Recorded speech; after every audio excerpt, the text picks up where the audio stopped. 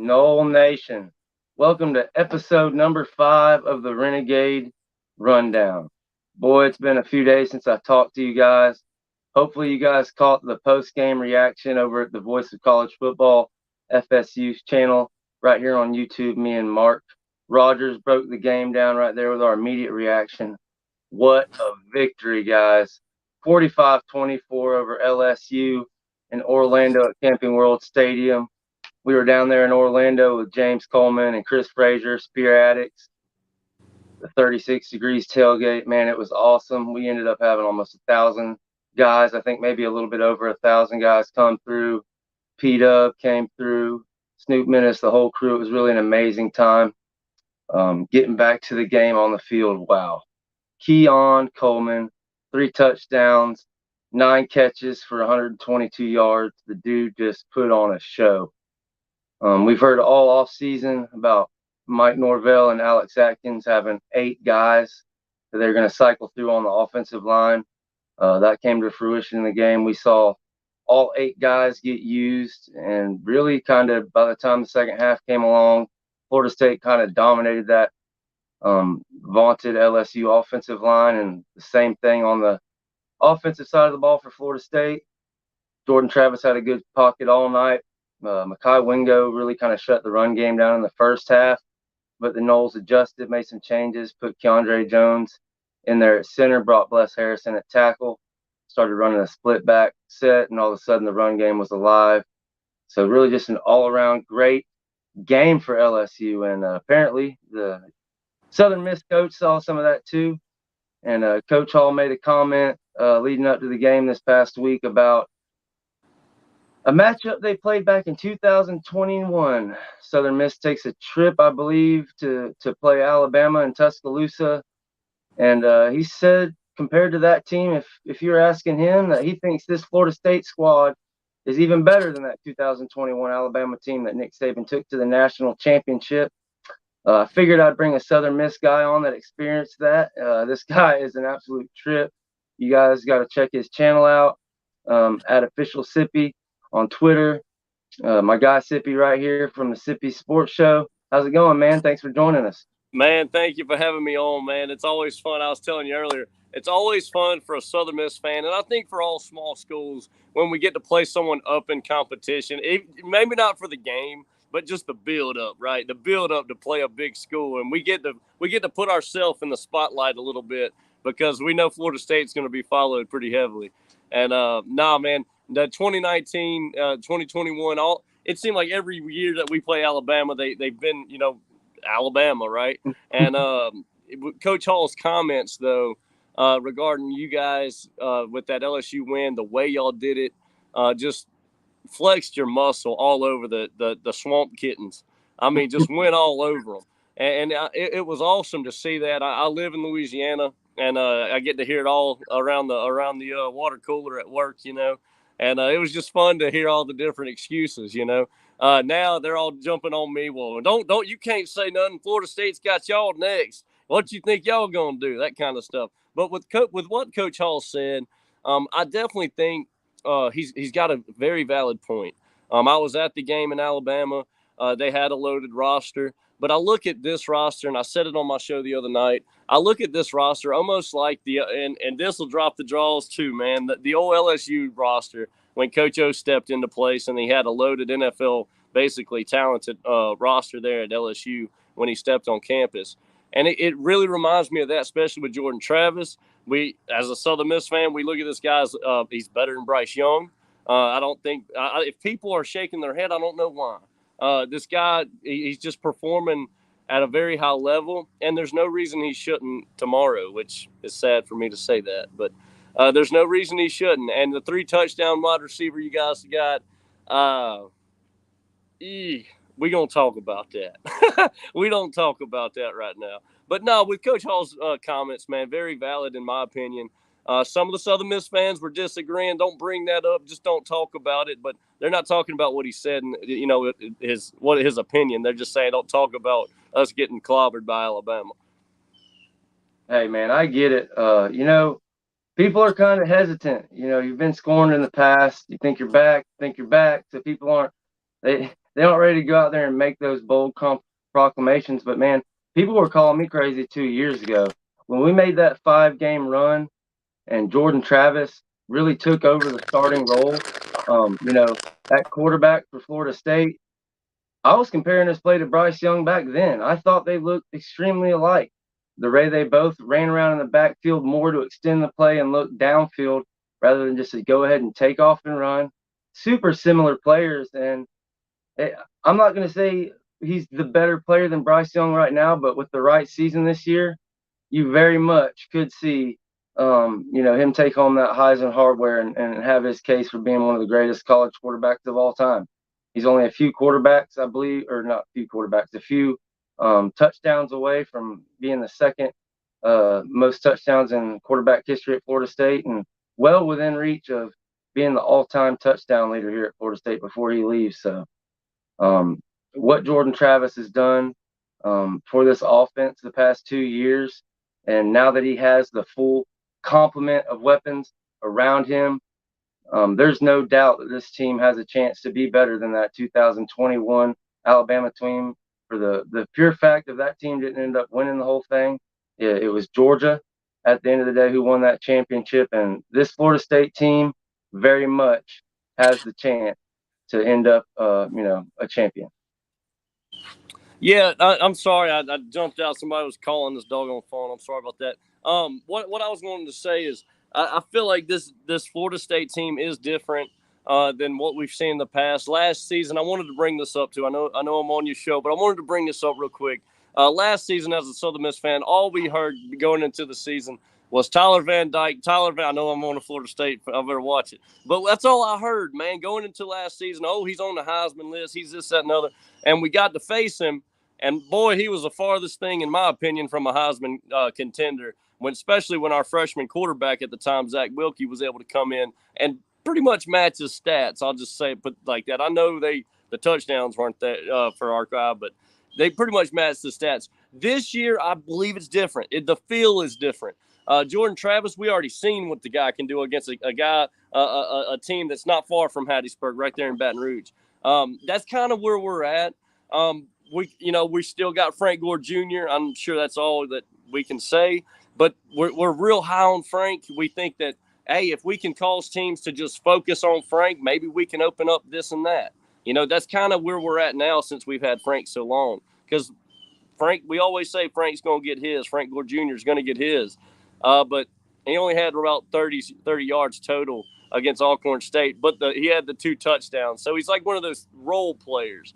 Sometimes, absolutely, man. So let's just go ahead and do it. Let's get into the matchup, man.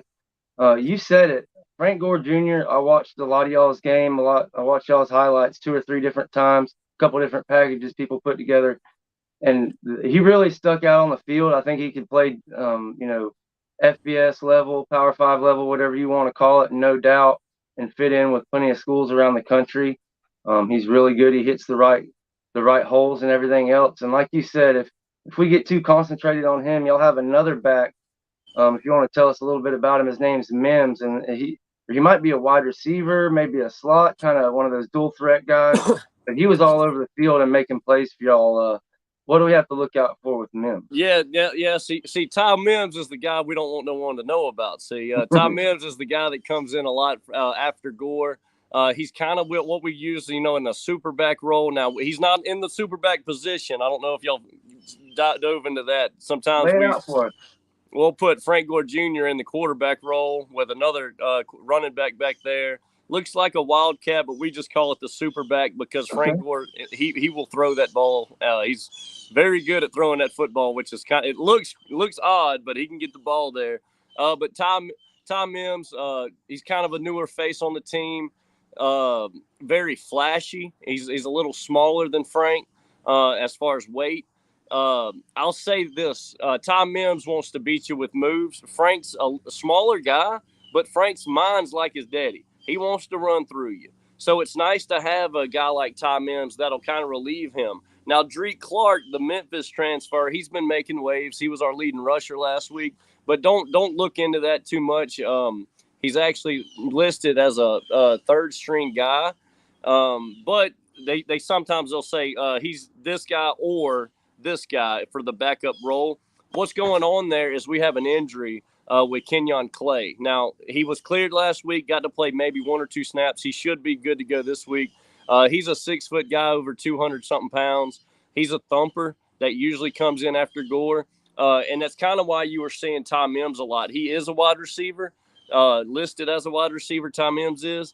But when he comes in, they like to use him as a running back. You're going to see him doing little end arounds, even little screens, wide receiver screens, just to get the ball in his hands.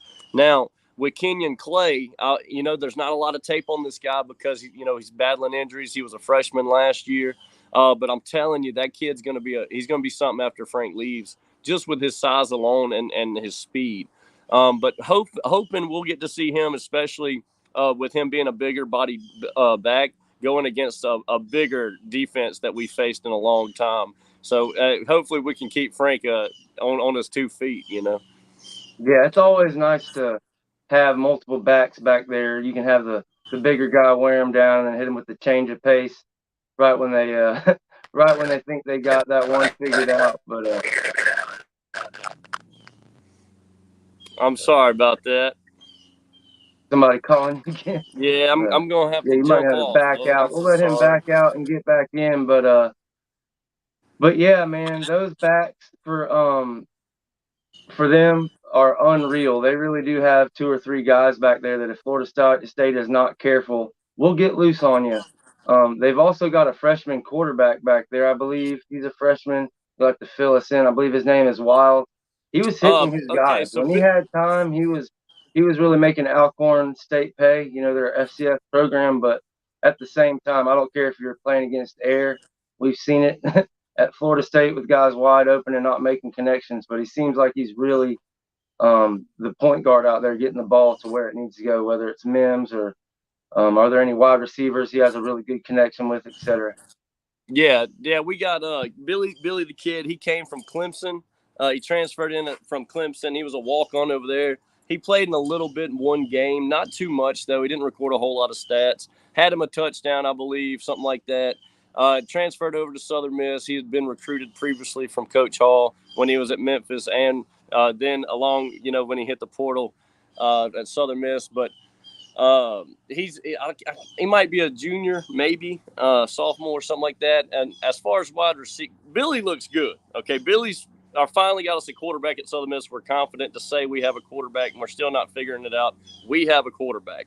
Now with King Caston, Jacarius Caston, he's supposed to be our leading wide receiver right now. He had over 100 something yards in that game against Alcorn. Excited for him. We had a guy go pro, Jason Brownlee, last year. He's playing for the Jets now. He's definitely jumped in that role and done a phenomenal job so far, right? One game in. But all summer he was doing the Mawson folks. Real excited for him. And now after that, we got a bunch of transfers, man. We got guys from junior college ranks. We got some guys it seems like everyone's finding their place, man. Down, going from the big school down to the Southern Misses, and it's just looking real good, man. I'm excited. I'm real excited for this game, dude. I gotta go, man. I gotta get out here. My kids are walking in the house, man. All right, brother. Well, we appreciate you coming on and talking Southern Miss, and we'll catch you next time, man. Hey, for sure. Either way, win or lose, I'm coming on the post game. We got to do a post game, and while I'm free doing this whole thing together. I'm sorry I had to jump off here, man. It's all good, man. Have a good one, man. We sure appreciate you coming on. And hey, to the doggone top. That's what we say down here. Southern Miss to the top, man. My prediction, I'm going to stick with the old boy's prediction on the show last night. I'm going 35-17. 35-17. Obviously, I got the Noles winning, man. So we'll see how it goes. Maybe Frank Gore has something to say about all that. I'll save mine for the end of the show, but we let the cat out of the bag last night on your show, but we'll see where it lands out, and we'll figure it out afterwards. You got it, brother. Have a good one. Yes, sir. And we'll see you on down the road. All righty, man. Thanks to Sippy for joining us. Whew. Southern Miss. Guys, this is going to be one of those ones. It was fun talking about the matchups. One thing we didn't get into while he was on there, if you watched any of the highlights of Southern Miss versus Alcorn State. These guys have some kids at cornerback. They had DBs making plays left and right. Now it's Alcorn State, but make no mistake, um, their defensive backs aren't going to be too much worse than what we saw last week. So we don't need to sleepwalk into this thing. Luckily, it's at 6:30 at night or 7:30 Eastern. So we shouldn't have to worry about guys being tired or still asleep from the day before. Folks should be fired up and ready to go. I believe it's a Hall of Fame week. You're going to have legendary Seminoles all over the place to be honored at halftime. So if you can get to town, there's no big tailgate this week, no 36 degrees tailgate, but everybody's still going to be at the game. So y'all make sure y'all get down there and support your Noles. We got to talk some more about the first game and kind of the first week of college football. Clemson versus Duke Monday. Wow, what a game, folks. I'm sure a lot of you guys caught that. Boy, does that change everything we've talking about all summer long. All summer long, the big thing that I've been preaching, a lot of different outlets are preaching, was to split 3-1. If you can split 3-1, the first 4 games, the month of September, whether it be a loss to LSU and to take care of Clemson, we would be fine. We would end up getting the rematch with Clemson in the ACC championship or vice versa if we beat LSU and lost to Clemson. The same difference. Pretty much all roads looked like we were going to play Clemson twice this year. But with them coming out the gate and losing to Duke and Leonard Riley, all of a sudden it looks like if we can make this happen here in a couple of weeks and get this win in Death Valley, we may have Clemson out of the way. There's a good chance North Carolina, a team that we don't play this year, could end up making it in the championship game. It could be Louisville. I doubt it from what I've seen from Louisville. They've looked pretty rough so far, but give Jeff Brom his due. He's a good coach, and it's still early. But North Carolina looked great. Amari Gaynor, a Florida State Seminole who ended up hitting the portal with the full support of Mike Norvell, has 2 sacks in the game. They go to SEC country and take down South Carolina, and was what was really a whooping. No doubt about it. I was super happy for Amari. And I'm not one of these real big conference pride guys, but look, we need 3 or 4 or 5 teams at the top that are, ranked level teams in order to keep our resume, let's say, qualified to get us into the playoff, even if we were to drop the ball and drop one of these games in the middle of the season. But yeah, Clemson dropping that game to Duke really, really shakes things up. And it seems like just all of a sudden, with all the hype and all the emotions on the squad and how big both these games in September were, seems like the pressure is off. We've got LSU in the bank. Clemson's already dropped a conference game. All that's really left for this Noles squad to do is just to go out there and take care of business. And can they do it? Can they go out there and take care of business? You've seen it. You've seen the questions from the national media. Are they going to drop one that they're not supposed to? Oh, Wake Forest. I've heard guys talking about the receivers Wake Forest has got. No, well, they've got a good quarterback. Don't forget about Pitt. Look, guys, this team has the talent that it should be favored over every single team on the schedule. There's nowhere to run. There's nowhere to hide from the expectations. Is it national championship or bust? I'm not going to sit here and tell you that. But what I'm sitting here and telling you is tomorrow, 6:30 Central, 7:30 Eastern, whatever the time the game kicks off, these Noles need to come out of that tunnel at Doak Campbell Stadium in front of all those alumni and whip some Southern Mississippi Eagle ass. And that's all there is to it. Mike Norvell respects Coach Will Hall. He's a great guy. You just heard the matchups we talked about. They've got some good cornerbacks. They've got some good running backs. Frank Gore Jr. comes from an athletic line. He is a real deal guy. He could play anywhere. But they don't match up. They don't match up in the line. Well, if you watch their games, they don't get havoc. They don't get sacks. They allowed runs at will. They held Alcorn State to 0 yards passing in the first half, but they couldn't stop a run at all. So this isn't some long shot playoff team out of the Sun Belt that we're talking about. But it's also not Savannah State coming up in here and a team that you're just going to get 80-0 at halftime just by showing up. The guys are going to have to show up, and I'm also here to tell you, after saying all that they are going to show up, not show up, but they're going to shut up the critics. They're going to show up, and it's going to be a lot of fun on a short week. I'll go ahead and give you guys my prediction. We're not going to have a super long show today, but I've got the game predicted 51-21. I believe the Noles are favored by Vegas by 31. It's going to be a fun time. I'm hoping the second half we get to see a lot of Tate Rodemaker and then see where that battle is between Diffie. That battle is between AJ Duffy and Brock Glenn. I'm super excited to see both of those guys get out there and compete. Fatal Jedi with a chat. I know USM wants to be confident and believe that this team has the intestinal fortitude and the minds of champions. Well, hey, can you blame them, Fatal Jedi?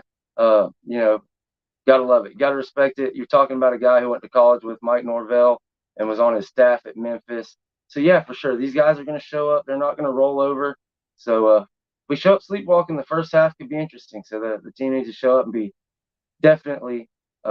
ready to roll. If anybody has any questions, get them in the chat. If you have anything for me, any predictions, throw them up there. We'll throw them up on the screen. Sherrod Addison says 56-0 Noles.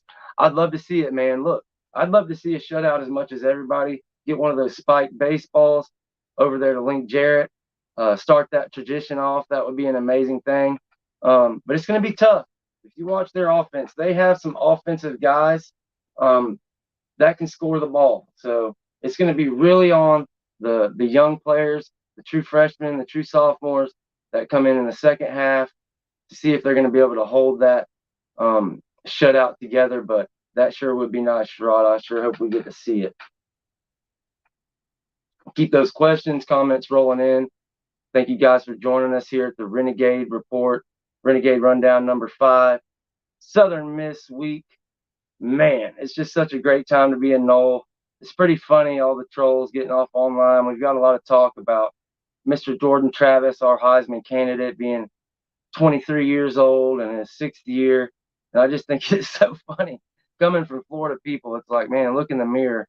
Their quarterback, I believe, somewhere I've heard conflicting reports from 3 to 7 months younger than Jordan Travis, and Miami's quarterback, Tyler Van Dyke, maybe like a year and a couple months older than Jordan Travis. And Miami has a tight end that's like class of 2015 or 14, I believe. The guy's like a 17th year senior. So it's just funny to me to see the talk that goes around and people trying to dilute or talk down on a quarterback who's just an amazing young man and really just spanking all of their ass up and down the field. So let them get it all out on a serious note. One of the things that really helped make this 2023 season become what it is and such an amazing deal is the Battle's End collective and all the work they did, retaining these players to come back for their sometimes some guys for their senior years, their 5th year, senior year, 6th year.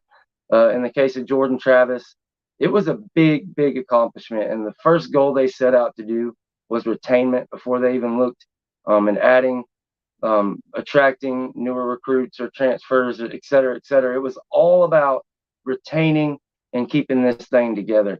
And, we really caught a bad rap at Florida State when it came to getting off to a hot start when it came to NIL, really minded our P's and Q's. And another thing here in the kind of Big 3 Florida atmosphere of NIL that was a big deal was the whole Jaden Rashada Gator Collective situation. And that whole nightmare, there's a guy, Darren Heitner, involved with it. Supposedly he was kind of a snake in the grass, doing deals on his own, doing negative deals behind the scenes. Long story short, the Gator Collective ends up disappearing. It's popped back up under they've got a new collective with a new name. But a story has come out recently about one of their players who got stuck into some deal with one of these just total creep sports agencies looking to take advantage of these guys. And the deal included something like 25 years of his earnings from the NFL, name, image, and likeness, etc. Some giant, percentage of his earnings, and just the worst possible loan shark deal you could ever see. The kind of thing that should be kept miles and miles and miles away from these student athletes, and the absolute opposite of what's going on around the Florida State NIL program and all these different, the Battles in, the Rising Spear, the absolute opposite of what they have going on. And to Florida's defense, it seems like they're coming to the player's defense and going to represent him and get it fixed. And so we hope that that happens and nobody else is taken advantage of in the NIL space like that again. I'm loving these comments. The whole team's going to show up and show out. I totally agree.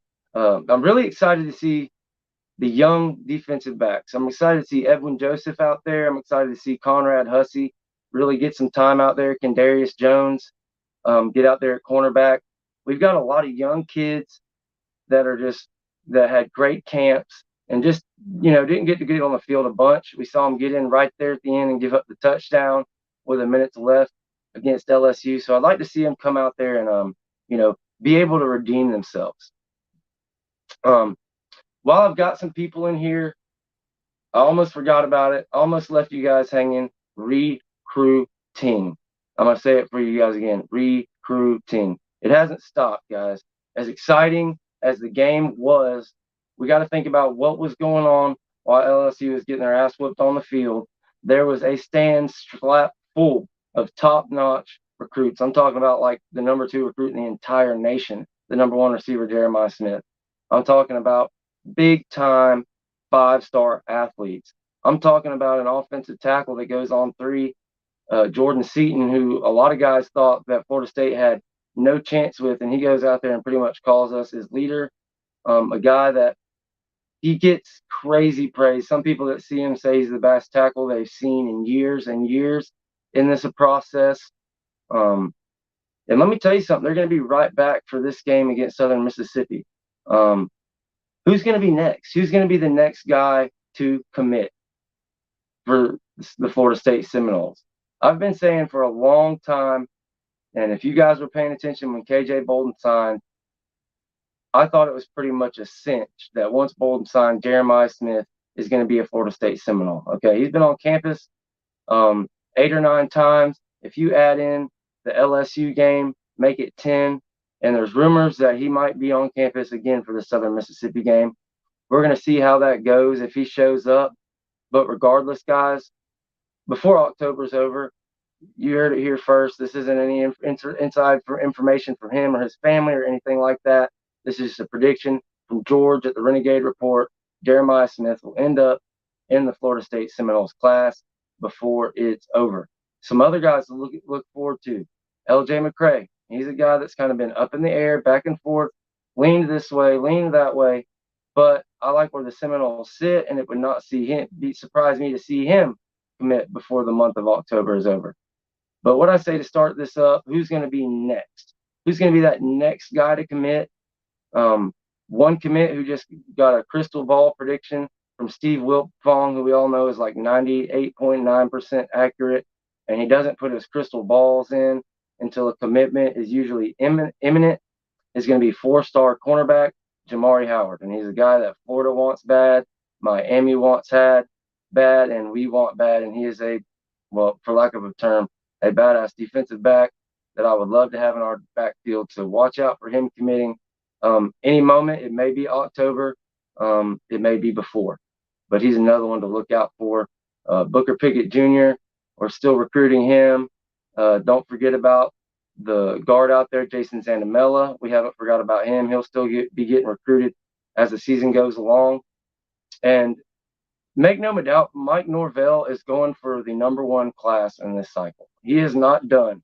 He's going to be pushing. We're already at 21 people. When it comes to signing day, we're going to be close to that number already, 24, 25. But there are guys across the country, and I'm not talking about Jeremiah Smith that we've been telling you is going to flip forever. I'm not talking about a guy like Artavius Jones or even just Shy as a Trader. at Miami that we've talked about possibly flipping.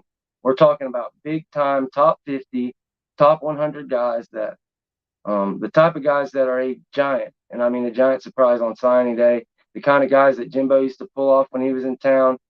So just hold tight and let me promise you on signing day, Florida State's going to make a run. I'm not going to guarantee we get the #1 spot, but you're going to see the Florida State name rise on the boards, and it's going to be close. Sherrod Anderson, I want to see Hakeem Williams. Yeah, no doubt, man. Hakeem Williams is one of those freshmen that did get in quite a bit against LSU in that game. And let me tell you something. He did not get a catch. I'm not sure if he got a target, but he was blocking like the blind side. I mean, he took one dude and set him on the bench on a play. He really looked great, and I'm excited to see him get out there and make some plays because he is a beast. I agree with you, Hypnotic, man. LJ McCray is somebody that I've wanted for a long time. FSU's taken a lot of flack for not having many defensive line in this class, but I'm feeling really good about LJ, and I think we're definitely leading at the moment. And if I had to put my money on it, I'd put my money on us getting him before it's all said and done. There's no doubt about it. Yeah, there's no doubt the game was huge, huge, huge for recruiting. This game is too, guys. So I just want to stress, very important that you guys show up to the game, guys. Come support your Noles.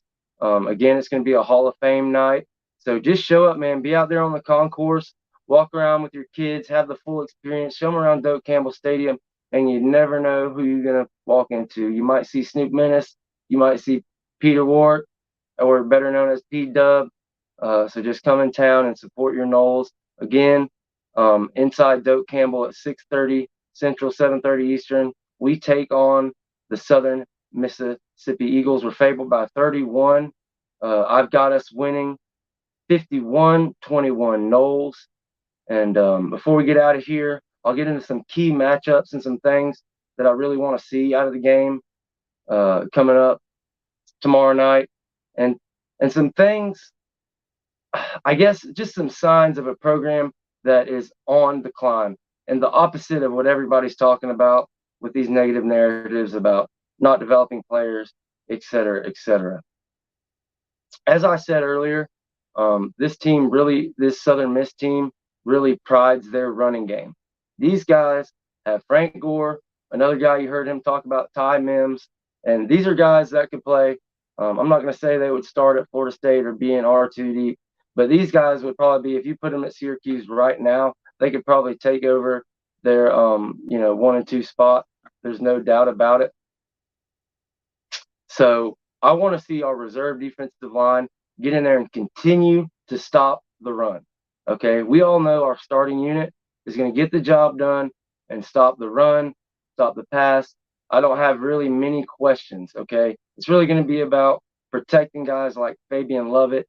How many snaps does Fabian Lovett get? But as far as what I want to see, as far as from these young guys, I want to see the second unit, defensive line and linebackers really bow up and have a sense of pride in stopping the run. Okay. Also, this quarterback is no slouch, guys. I'm telling you. So also the same thing. Our defensive backs have to be on their game. I don't want to see any kind of busted coverages. Nobody getting beat deep. There's no excuses.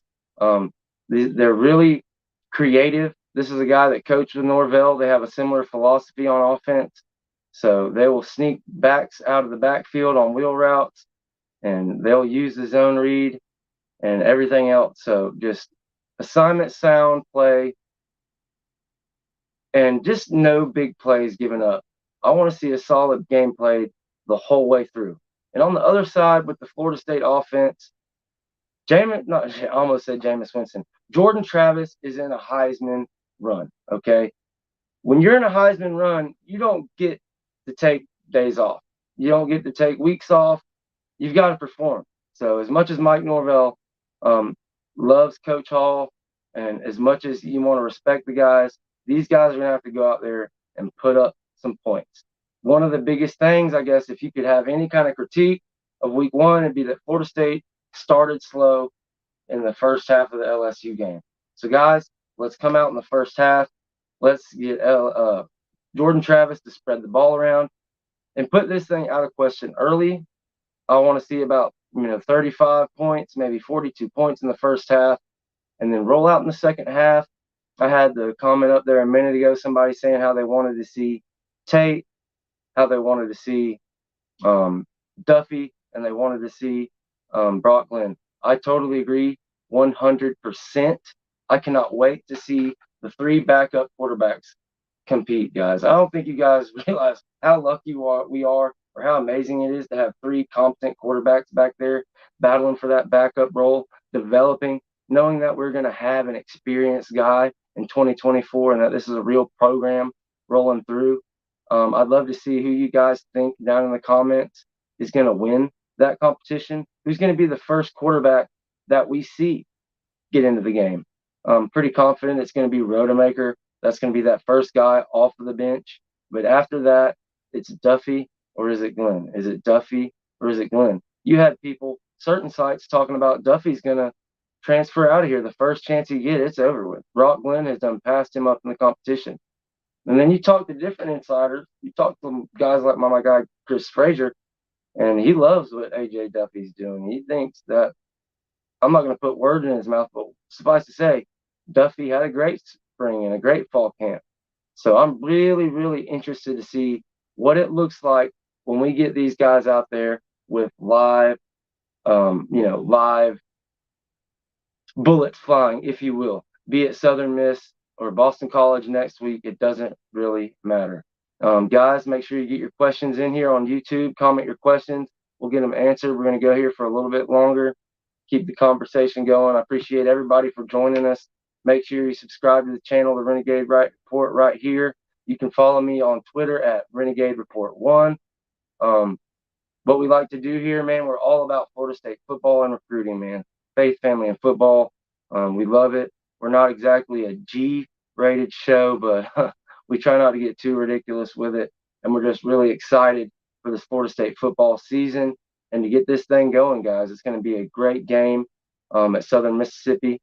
Coming to visit us right here at Doak Campbell Stadium. If I don't get any questions here in the next couple minutes, we're going to wrap this thing up. Let's see what we got here.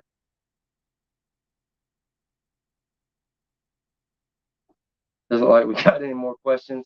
Guys, thank you for joining us. 2023, I've been saying, is the year of the Noles. And here we go, guys. Let's get it done. I'm looking forward to see you guys tomorrow in Doak Campbell night. Go Noles.